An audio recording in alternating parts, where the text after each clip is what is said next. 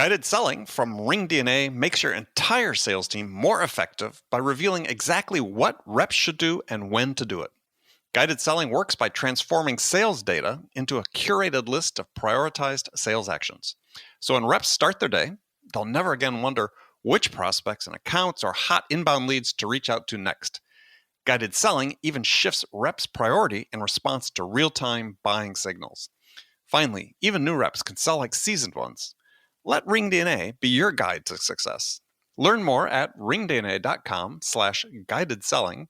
That's ringdna.com/guided selling.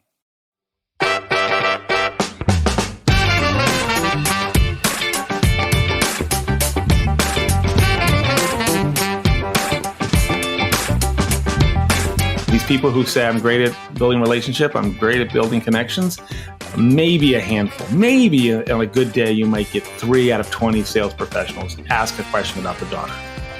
The rest of them go right to the agenda. They go right to, what do you want to cover in the time they have? Some of them get angry. They say, do you want to know what I would say or what I'm thinking? I'm like, well, what are you thinking? And they're like, well, how dare they? My time's valuable, and why would they do this?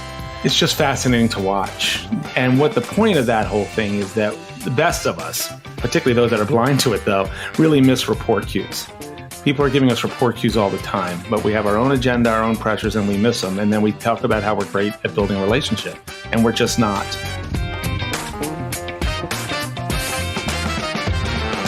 Hi, friends. Welcome to the Sales Enablement Podcast. I'm your host, Andy Paul. Now, that was JMReid. John's the founder of his own sales advisory firm, JMReid Group, and author of the book titled Moving from Models to Mindset, Rethinking the Sales Conversation. And I have to say, I just flat out liked John's book, and I recommend that everyone get your own copy and read it. John and I found ourselves in violent agreement about many of the main points in his book. And so we're going to dig into why so many of our sales training dollars seemingly are misspent.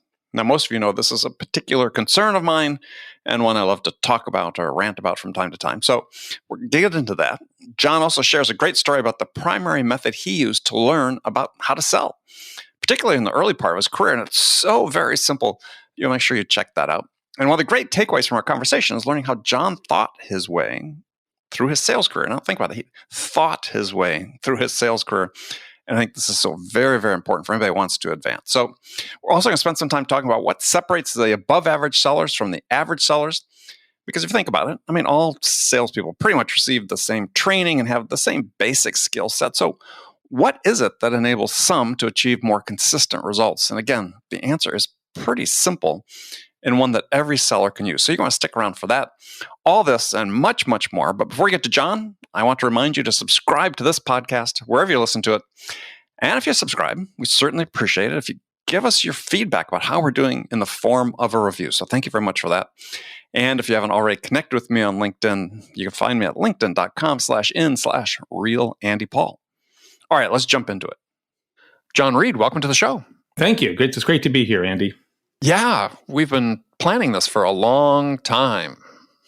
We finally made it happen. Either between, I had to reschedule, you had to reschedule. So glad you're here because it gave me a chance to read your book, Moving from Models to Mindset, Rethinking the Sales Conversation. And yeah, I got to tell you, your book's headed to the top of my list of favorite sales books I've read recently. Thank you. I mean, it's just good common sense thinking about what we need to address in sales to help people perform better. And in a very simple, straightforward way that's not full of unnecessary complexity, which I think is really what's needed. Yeah, thank you. That was the intent. So it tended to be pragmatic and something that obviously didn't have a lot of complexity to it because that doesn't make something easy to apply. Yeah. Well, it got me thinking about a number of things because you have the stat in there, which I've seen other places too, is that the annual spend on sales training in the U.S. is $20 billion. And if you look at that and say, okay, well, gosh, look at these reports that showing the sales performance or the number of reps attaining quotas dropping year over year for the last 7 to 8 years. What are we getting for that $20 billion? Yeah, I mean, I know who's doing well. The big, large sales training organizations, they're doing fine.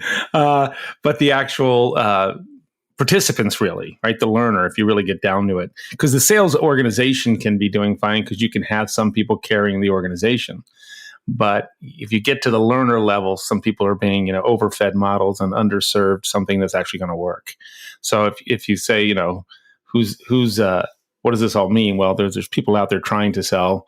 That's their call in life. That's what they're trying to do well, and they're just not being equipped to do that effectively. But where's the sort of real challenge lie? I mean, is it the learning methodology? Is it, which certainly I'm sure is part of it, is it, the content of what we're trying to train people? I mean, where do we start trying to fix that? Wow.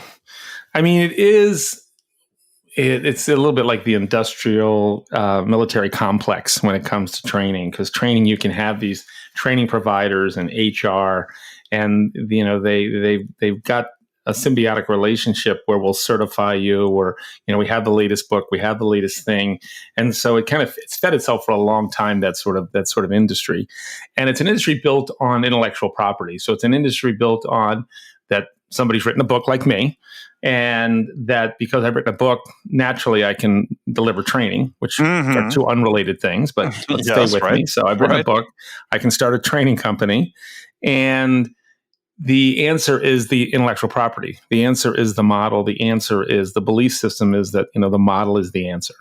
But there's one way to sell. Then this person has happened on it, right? I've happened on it. It's the right way. It works in any context. And if it doesn't work, it's got to be you. It's either your commitment to the spend wasn't as big as we hoped. It was you didn't buy enough. You're not using it right. Of course, we've made it hard for you to use it right, because we don't really want you to integrate it with other stuff that might be working and other people's intellectual property. We don't really want you to make copies and send it around or have reinforcement unless you pay us more for that. So we really don't want you to apply it in an easy way. What we want you to do is buy our intellectual property, listen to us, talk about it, and just fall in line. Yeah, and keep buying it. Yeah, and keep buying it. It's just amazing, right? I mean, I come from the business. So I spent the first half of my career in industry, and I joined the training development industry kind of late, and I worked for a variety of companies before I started my own 11 years ago. And I just noticed this. I was just fascinated by, I don't want to say it's a scam that people are running, because these people are well-intended and they really do believe they have the answer and they want to do value, but it's hard to get at. Training companies have a difficult time getting out of their own way. They believe they have the answer versus believing they have an answer. So I believe I have an answer, but I don't think it's the answer. Once you think it's the answer, you're a zealot. You're right, they're wrong. It's a whole bunch of unhealthy things show up that don't help for learning. Well, and I think one of the things that comes out of that is this idea that everybody has to comply to that model, and that somehow that model, that methodology, is appropriate for all the sellers in your company.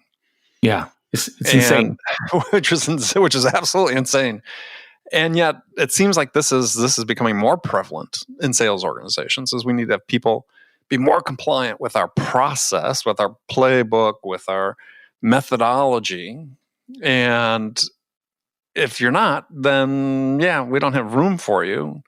And I think what we're heading for oftentimes is we're really aiming for the least common denominator. Yeah, I mean, there's always that tension between process rigor and skills, right? Is it a behavior issue? Is it a process issue? Is it an offering issue? What are we trying to solve for? And it's very attractive to try to solve it in a metric way, in a KPI way, and say, look, we're just going to have. But I'm still curious as to what comes out of their mouth when they talk to a client. I'm still kind of curious as to how they handle an objection, how do they present solution. I mean, I think all that matters more, frankly. But the industry has really gone driven by Salesforce, driven by CRM, all these tools. It's become a tool-driven sales approach. And we've lost some of the art that comes with the conversation and sort of the underlying belief system in order to be effective in any system. Which you're implying, which I think I agree with, is that selling is neither completely art nor completely a science. It's a mix. Oh yeah, definitely a mix. And it's all contextual. So I was just off a call, and this private equity firm believes that this one salesperson that they have in one of their portfolio customers is the greatest salesperson who ever lived. But I had to kind of convince him that he's good in the context of that sale. Right. It's a very transactional sale. It's a very high relationship sale. But I think he would have his lunch eaten if he had to do a long-term, complex sale with multiple decision makers. I don't think he'd be effective in that context. So context matters in selling. Well, I think context matters in two different dimensions. One is certainly the dimension you mentioned, which is that, what you're selling, who you're selling it for, who you're selling it to, that context is really important in terms of dictating someone's ability to succeed. The other context, though, and I think this is what gets lost, is that sales is a series of moments, right? We can have all this process we want, but sales happens in these discrete moments that are strung together to create a buying experience that hopefully results in an outcome for you. And there's context for each of those. You know, being able to successfully navigate from one to the other requires understanding the context that you're in. And we're struggling, obviously, helping sellers to understand how to process that and how to operate in that environment. Well, there's a lot of forces that, I mean, the book that I wrote, this particular book's about, moving from models to mindset. That's the underlying belief system you got to get your head wrapped around. That if you get your beliefs right, then the behaviors will probably show up fine. Because once you understand the underlying belief. The second book I was going to write, I'm not going to write this book, but I was teaching my own team. It's all about the second call. It's not about the first call. The first call is just to get you the second call. And so if you really think it's about that second call, what do you need to do on that first call to get that second call? Mm-hmm. To your point, it's about thinking. It's a process. It's about those moments. It's about what do you do when and why do you do that then? And there's an art to that. There is. But there's certainly some's experience-based, obviously. But when you're talking about mindset, though, this is sort of interesting because people, when talk about mindset, they tend to think it's all about this power of positive thinking. And I don't think that's what you're really referring to when you talk about mindset. Oh, not at all. Quite the contrary. There's enough books about, that stuff just doesn't work. And I'm not a big believer in that. Pink does talk about the idea that if you're stressed out or nervous, you might ask yourself cognitive questions to get out. So you might say, why am I going to be successful? Why is this going to go my way? Which isn't positive thinking. It's just trying to tone down your emotional brain and tap into your cognitive brain. When I talk about mindset, I'm talking about, what do I believe in terms of why people buy? What do I believe in terms of how to build trust? Just what's my underlying belief about all that stuff? What does the science tell us? What does the social science and neuroscience tell us I need to do? And then once I embrace that, execute on it. Yeah, I define that as having there are two words or two phrases we can interchange. One is having a philosophy, right? Or having a defined point of view about why things happen, how they happen, and so on. And I think that the disservice that sellers do to themselves oftentimes, and certainly organizations do it as well, is by saying there's just one way that sales happens and hewing to this methodology, is people aren't encouraged to develop that point of view, that singular point of view about, my experience is this is in this context, in this situation, this is likely what's going on. Sure, there's a place for models, right? A handling objection model makes sense. A model around how you might open a call makes sense because then you can coach to it. Then you can assess yourself against it. Then you can say, okay, here's what I didn't do well that time. That's why the call didn't open effectively. But a model as the whole thing is just silly. It fails by its own weight. And so I have a belief in models. Somebody said, oh, you're the guy that hates models. I'm like, no, I just don't think the model is the answer. But I think there's a place for them. Yeah, I look at it a little bit differently, which is that, models are important. But for me, the well-prepared salesperson is the one who knows or has a sense about what to do when things don't happen according to the model. Yeah. And I think that's what sales fundamentally is, I don't know, you've been in sales for a long time, just like I have. How often has anything gone according to plan? It does, but not to freak out the listener, like it never goes to plan. But there are those moments where you've got to, lean back on your skills, on your belief system, on, If I don't know what to do, I'm going to ask a question. I'm not going to talk. That's, just rule one. Questions are always the answer. Zig Ziglar, he's right. And so, there's certain things as you get wisdom, as you go through stuff, you start to say, well, that didn't work. I'll do this. That didn't work. I'll do this. And so you sharpen your craft as you go, of course. Yeah. Well, I think part of the craft is, and a significant part of the craft is having that flexibility and adaptability to sort of take in unexpected bits of information and synthesize them into the right response. Yeah, that's why, I think I'll name names, but the most popular one, like spin selling, but there's other leaders in this field. Spin's less of a leader these days. But the idea that it was a model and you put the customer through the model, it's just like, farce to me. It's like, really, that's what we're going to go do? I mean, they're not going to see that. We're not going to have a genuine conversation. We're going to try to force them into this construct that somebody said they observed people and it worked. I know Rackman, maybe his research is good, maybe it's not, but I can tell you that I've never spun anybody. That wasn't the framework in my head when I was selling anyone. I was having conversations that I was genuinely curious about what they were trying to do. And if something didn't make sense, I might challenge them on it. Or I might say, geez, I would do it this way. Why are you doing it that way? I had and I never thought it was about relationship. Like I want them to like me. I thought they probably did. I don't think any customer wakes up and says, oh, I hope a salesperson calls me today and I hope I really like them and we become friends. No. They wake up and they go, I got a problem. And I hope if the salesman calls me, he's not going to waste my time talking at me.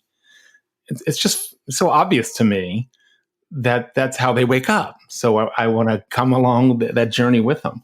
But other training most training doesn't have that conversation, for example. You can go through lots of sales training and never have that fundamental conversation. Well, and so you focus a lot on the book in sort of that first conversation, the connection, building the connection.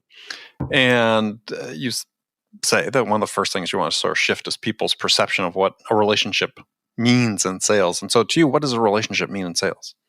It means that they trust you. It means that they believe when you speak, you're doing it with their interest in high regard, that you're not self-serving, that you're not doing it because you're under some sort of pressure to make a number, that they can really trust you. And because they can trust you, if they have a problem, they're going to reach out to you. And that they see you as more curious than just about what they can buy and sell from you, but you're curious about their business as a whole and them as a human as a whole. Mm-hmm. So, you're just not going to ask about, how many containers did you buy last month and what, because our questions reveal a lot about us. I'm going to ask about 2 years from now, where do you see, the company heading? Because I'm telling you by that question that I'm going to be around 2 years from now.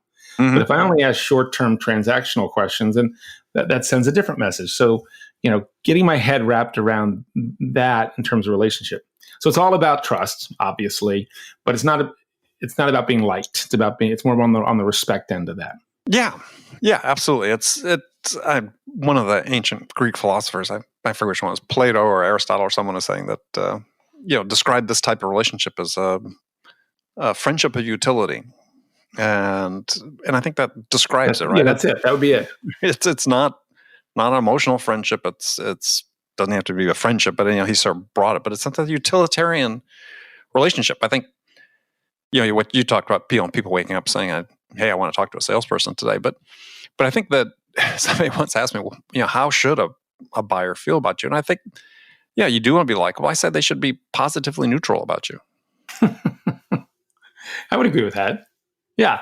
If they like you, that's bonus, right? If you become friends and that relationship, that's great. Good for you. But that's not the end game, and that's not the plan all the time. And that's not why I want people to buy from me. Yeah, that's why I thought positively neutral, right? It's a great sort of oxymoronic statement that describes it. And it works. And so, interesting point in the book, you said that a lot of recent books about sales dismiss the importance of relationships, or they assume that sellers are proficient in building relationships, and neither of which is true, right? Right. It's amazing. The one thing that salespeople would say, yeah, I'm good at, it turns out, they're not very good at it. And I tell them when we do the training, I'm like, look, I'm going to prove to you in 15 minutes you're not as good at this. This is after they say confidently that one of the 6 selling skills, fundamental selling skills, I'm really good at connecting with people and making a connection. And then we give them this quick scenario where, the customer wants to end a new customer. Is this your soccer story? Yeah. Do you mind if I tell it or no? Yeah, go ahead. Go. Okay. So we give them this scenario where it's a new customer. They've agreed to an hour meeting at 3:00.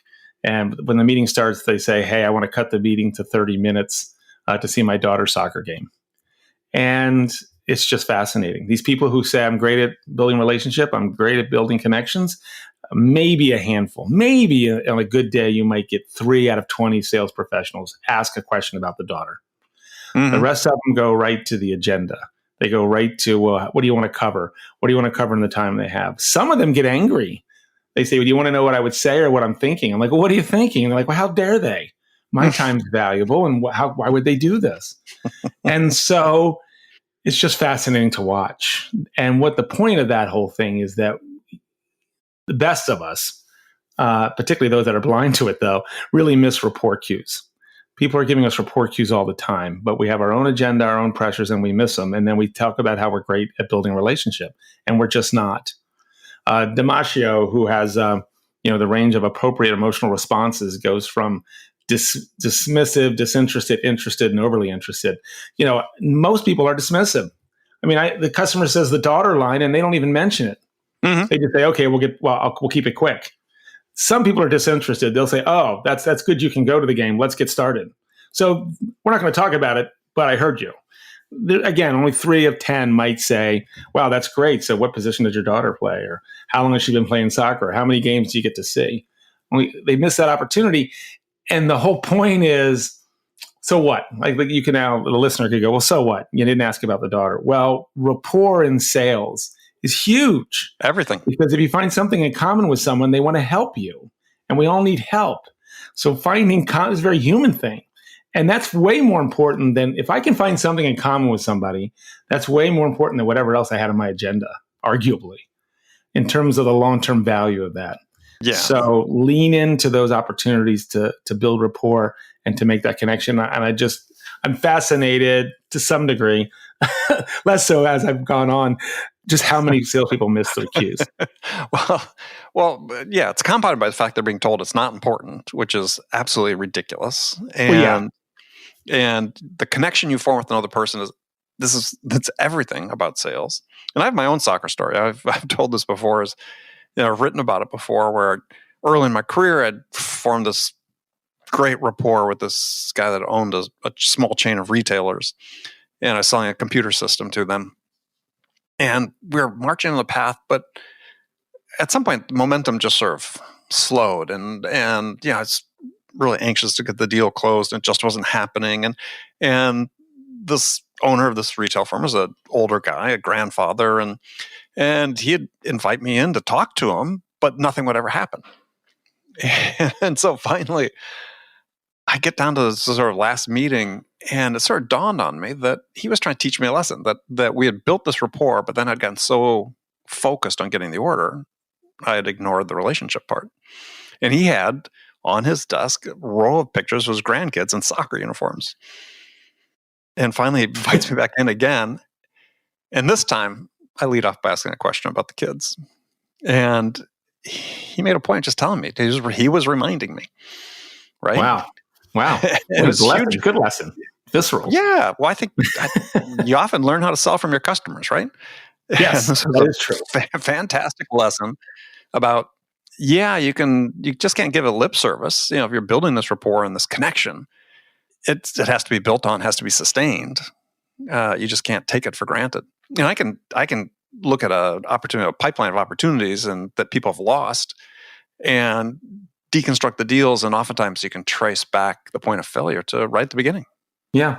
I mean, the other thing about relationships, or salespeople in this area of relationships, is too many of them. It's just off the charts. The other thing I would say is off the charts is the number of salespeople who think it's about being responsive. That being responsive, getting back quickly, is sort of their brand and why they're going to succeed. And we have a lot of fun with that because, we have them decide, we get people up and, do you want to compete on relationships? Is it about competence, or is it about responsiveness? And most people say, a lot of people, I would say 60, 70% over the time, say, yeah, I probably try to win on responsiveness. So those three characteristics, I'm really highly responsive. And then I say to them, well, what other part of a company might describe themselves as somebody who gets back to people right away, they're quick to respond, and they quickly realize it's customer service. And I say, yeah, you guys are glorified customer service people. It's not bad to be responsive, but you don't want to win on that because you can be replaced. I'm always like behaviors that salespeople do that can get them replaced by either a robot or customer service or a lower cost fee. Right. You've got to add value. You've got to. Well, so I have a counter story to that, though. Okay. Because in my first book, my first two books, I wrote extensively about responsiveness. Okay. You like responsiveness. Oh, good. This will be good. Go ahead. But as I said in the book, being first to respond is not being responsive. You're only responsive if the customer has a question, an inquiry, if you're delivering something of value in your response. And so for me, responsiveness has always been the combination of value plus speed. Yeah. So if I can respond quickly with something of value, so if somebody has a question and you get back quickly, but you don't know the answer, you're not being responsive. Can I use that? I'm going to use that. That was good. Yeah, sure. It's in the books. Go ahead. But that's what responsive is. It's not being first to respond. Yeah, as I said, speed in itself is great in a foot race, in isolation, but it's no good in sales without value associated with it. Yep. No, we're in violent agreement. Yeah, well, that's why I thought it was interesting because people sort of say, and I hear this a lot and read it a lot, and I absolutely agree, but it just depends how you define responsiveness. Because I think, it's like you watch a courtroom drama on TV. The lawyer asks the witness a question, and they give an answer, and the lawyer says, "Well, they're not being responsive." It's not they didn't answer; they weren't answering the question, right? So you got to combine the speed with the value, and if you do that, hugely effective. Because what are customers trying to do? Customers are trying to, in general, quickly gather information to make a good decision with the least investment of time and effort possible. And so responsiveness, as I define it, has been a huge advantage for me throughout my entire career. Yeah, because you're focused on both value and speed. Yeah. A lot of salespeople, I think, focus on the speed part. I mean, they'll say, they'll say things like, I'm available 20. I mean, I had a partner at a professional consulting company, really smart, impressive guy. And he said, I told my customers I'm available 24/7. I'm like, wow, you sound like a 7-Eleven. I mean, what are you doing? That's your brand? I mean, really? I'm always open? I mean, come on. I mean, it's a way to go, but I just wonder if that's really what they value and how much value is that versus getting a really good answer when I call or having thought something. So we're challenging I'm not a big challenger selling fan, except for the idea that challenging somebody's thinking or having them think differently is a very big value you can add. Right. If you have a relationship and you can effectively say, I don't know about that. I don't think you need that.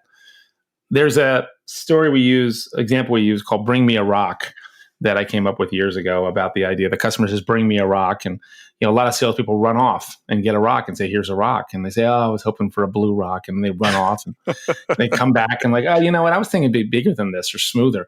And so this is what sales, so you got to find out. So most salespeople, relationship only salespeople that think it's about relationship and only about responsiveness with the value will just go get rocks. That's a percentage. A lot of people will go ask questions about the rocks. Why a rock? Mm-hmm. Not why a rock, but what color rock you're looking for? How heavy a rock do you want? It is the challenger or the insight-driven salesperson who will say, well, hold on. Are you sure you even need a rock? How did you get to a rock? Where you want to be. So as a salesperson, you want to be questioning the initial request because under the guise of, under the real intent of really adding value and getting people what they really need.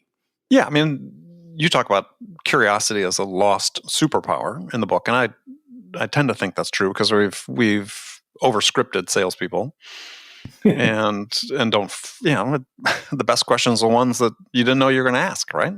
Yeah. When you got to the meeting. I mean, if you only ask the questions that are on the script when you get to a meeting, it's like, did you learn anything? I mean, nothing special. Yeah. You didn't take the extra step, go extra step deeper, ask 2 follow-up questions, all those things. And I see this behavior or hear this behavior on recorded calls all the time. So talk about you have a phrase used in the book called the expertise trap. So what, define that for people. Well, the expertise trap is based upon some research that says that the smarter you are, the less curious you become. Imagine a curve, a U-shaped curve, and the axis is low and high knowledge, and it starts out bottom left, bottom left, low, goes up and then comes back down at high, and that represents the curiosity curve.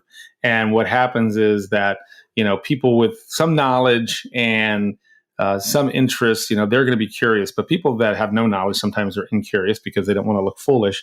But equally, people that have lots of knowledge about a subject can find themselves not being curious. So there is a trap being the expert for two reasons. One, either you think you know it all, or even more damning is you think you're supposed to know it all. So you don't want to ask questions that maybe reveal. So a customer can use jargon and you think, well, I'm supposed to know that, I guess, because I'm an expert. So I'm not going to ask them what that jargon was. Mm-hmm. Where people in the middle would hopefully say, I'm sorry, I'm not familiar with, ABCD. What was that? What does that stand for again?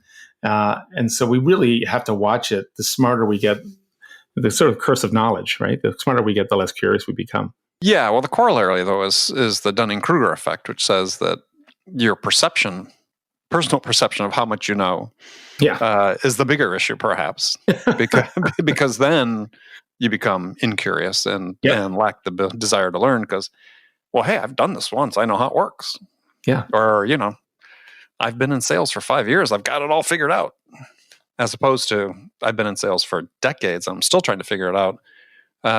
Even performing at the top of the game because it changes every day, practically by customer by customer. Yeah, not that all auditions, but every call you can go, here's an opportunity I missed. Oh, here's something I should have done differently. Here's the hole I fell into. And sometimes you go, wow, I nailed it. That was great. Look what I did there. But there are times, and I've written books, you've written books where you go, now why did I make that mistake? What caused me to do that? Mm-hmm. What was I thinking when I did that? Well, and I give the example of this show, this podcast. So, I don't know, you're probably about the 800th interview I've had. I feel so special, Andy, when you say that. Well, we've big audience, lots of value we're delivering. Okay. But the thing is that to a certain degree, whether you're author, a thought leader, a sales VP, a CEO, you've interviewed a whole spectrum of people. You would think, well, haven't I sort of heard it all? But the fact is I haven't. Every time I interview somebody, I learn something new. Part of the reason why I keep on doing it.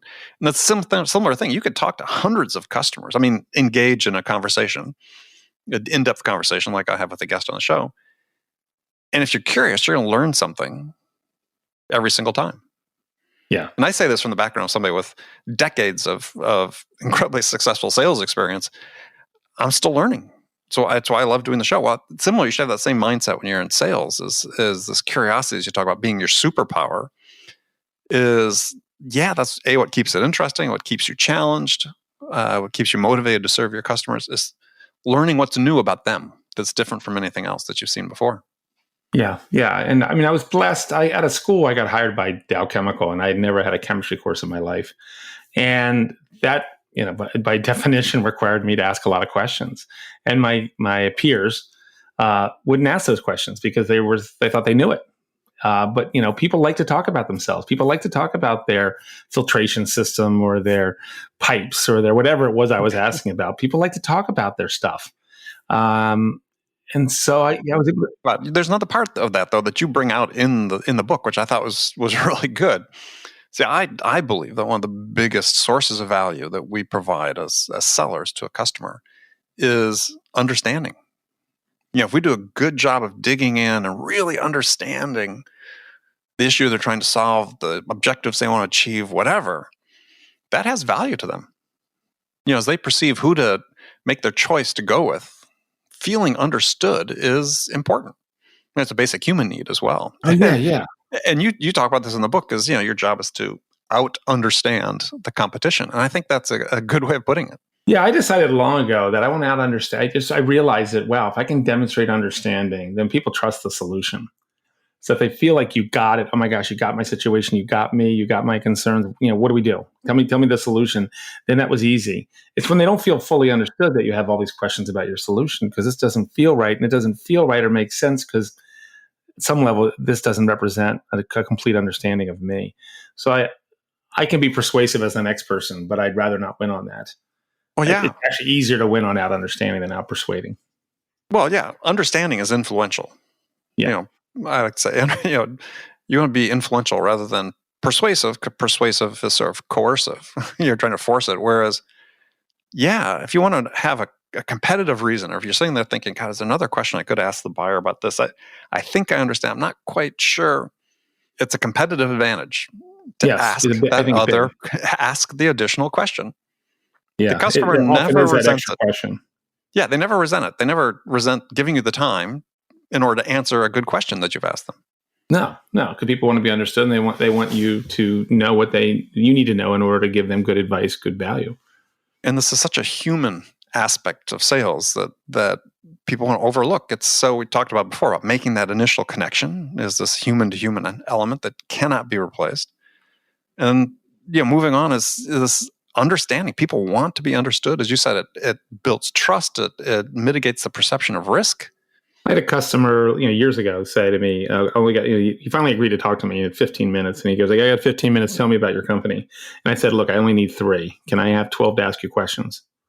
And he said, yes. But it was like dance monkey dance, because that's what you salespeople do. I've got a salesperson on the line who's been chasing me down. I know how they are. So go ahead, do your dance. You got 15 minutes.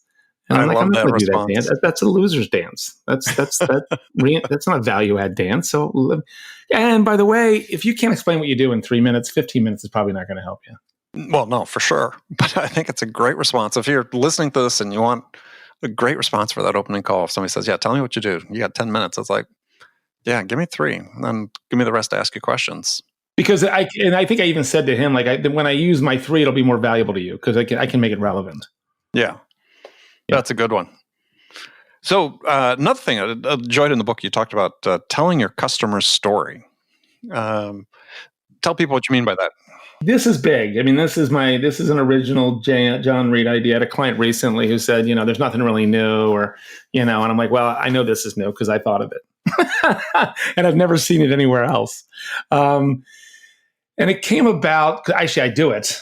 So I was doing it, and then I noticed that there was this passion and sort of movement to get salespeople to be storytellers, and the idea of you need to tell your story better. That you need to tell your clients the story, case studies, or the story of your company. And in order to make the sale, we have to tell it. So it was like the problem to be solved was salespeople don't talk well enough.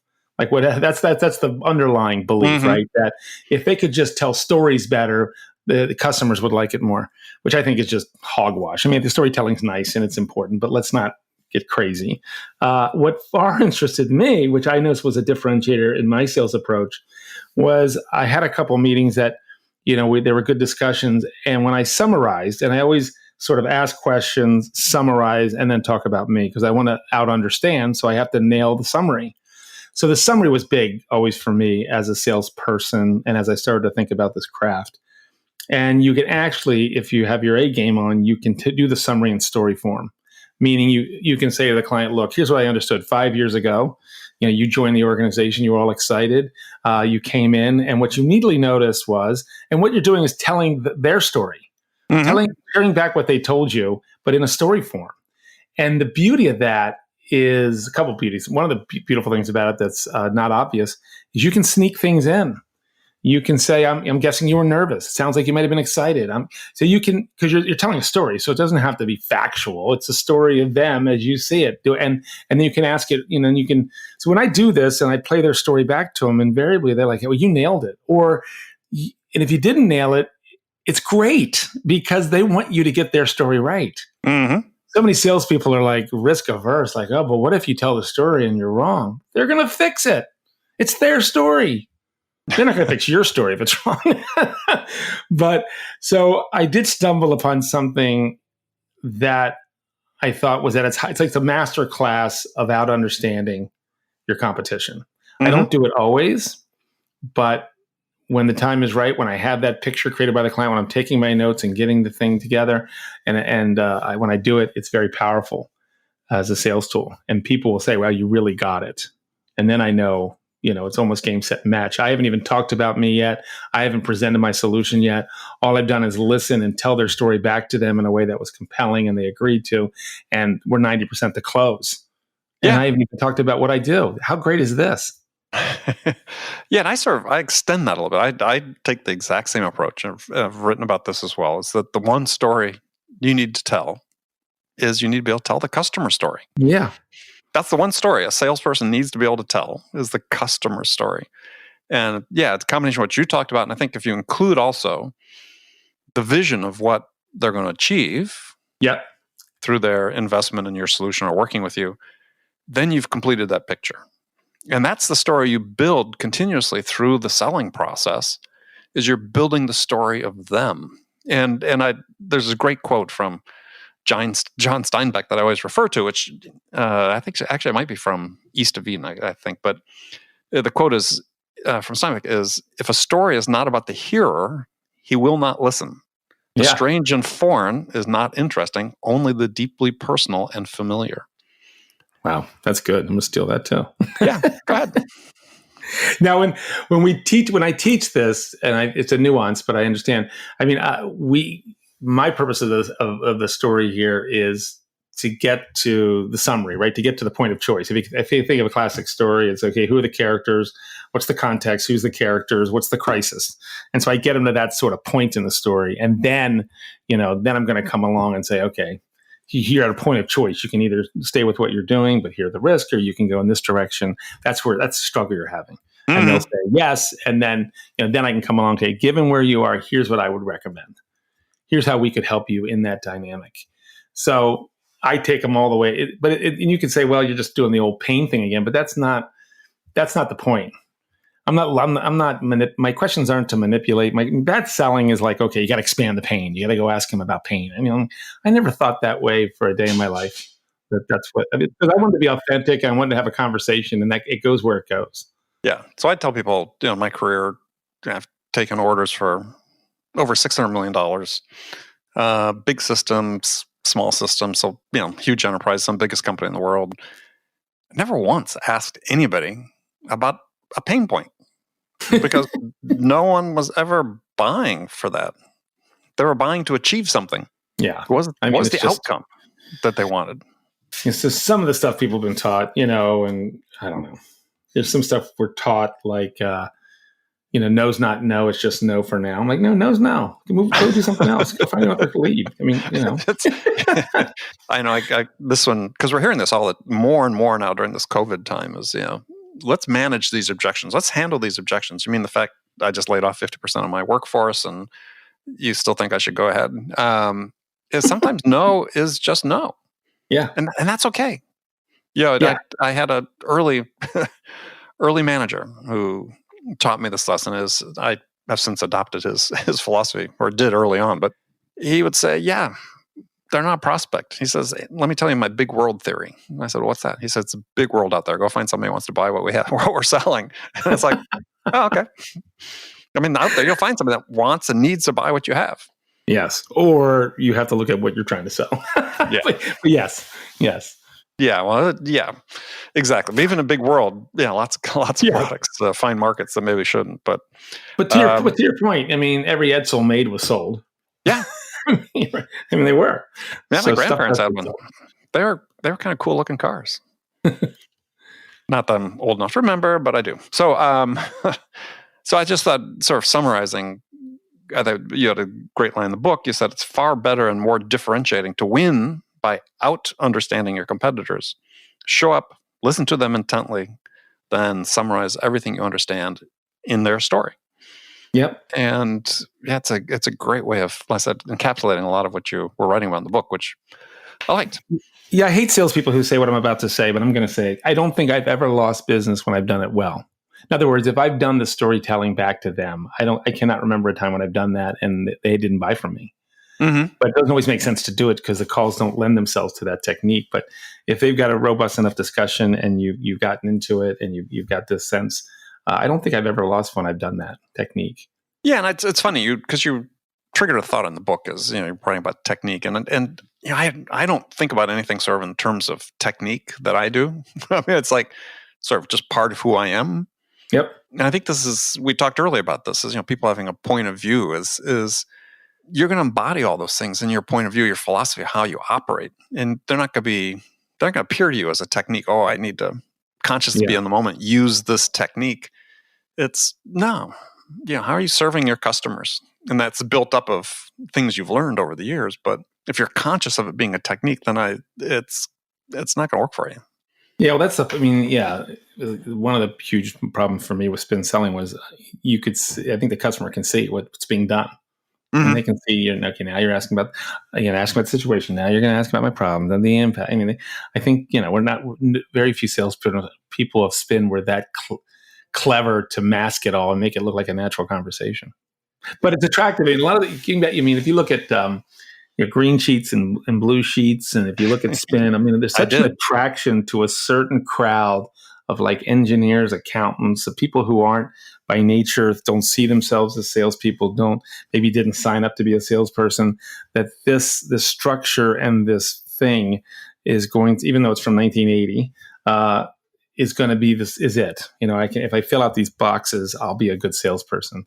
And it's just, one of the reasons it's all failed is because there are learners or buyers of learning attracted to that.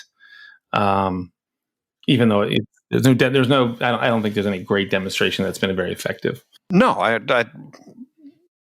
couple issues. One is, right, obviously in sales, we have no rigorous studies of sales. That we've got self-reported data on sales, but there's been no comprehensive, sort of clinical type, third-party academic rigorous study of sales. So everything is anecdotal. Of course, we admitted this up front here today that that this is all anecdotal. It works for some.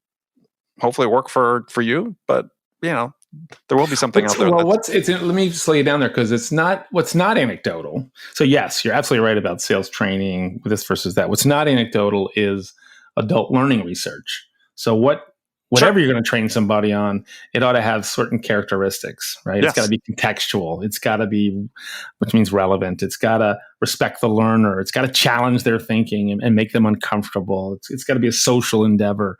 There's some certain principles around adult learning that sales training companies violate. So even if they argue that their sales training is good, that their method, the models are good or whatever, the way they're actually trying to teach it is not good. And there's evidence to back that up, that they're not designed for adult learning. They're much more pedantic, much more, more about the facilitator and less about the learner. Well, yeah, gosh, we could spend a whole nother session on training. Shall we? Yeah, well, I think we shall. It's because just the way that so many companies structure it, to your point, bring people in a classroom and they tend to forget all about this thing that's been known for a couple hundred years called the forgetting curve, which guarantees that most of what you're being taught isn't going to be retained.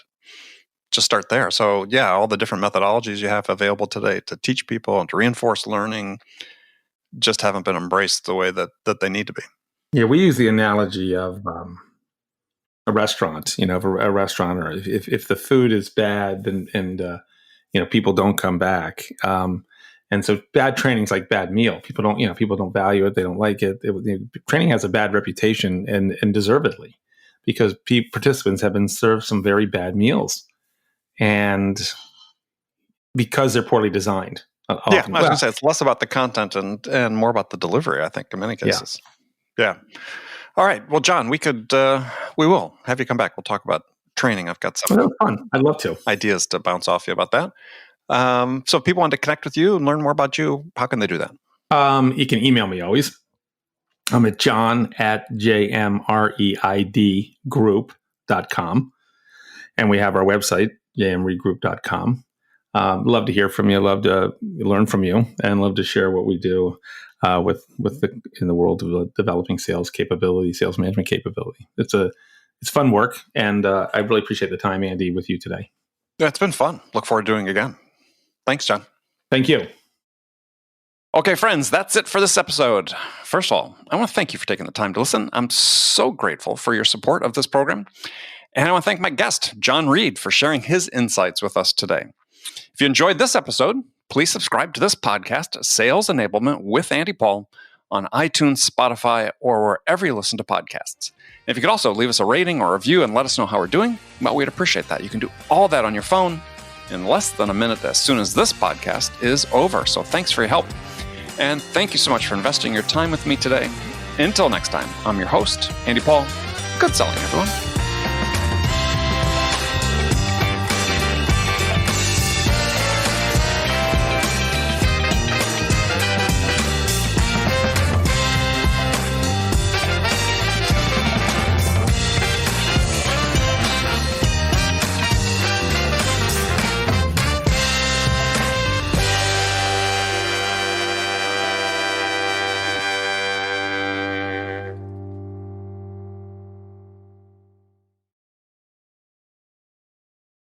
RingDNA is the leading sales enablement platform that uses AI to help scale business growth.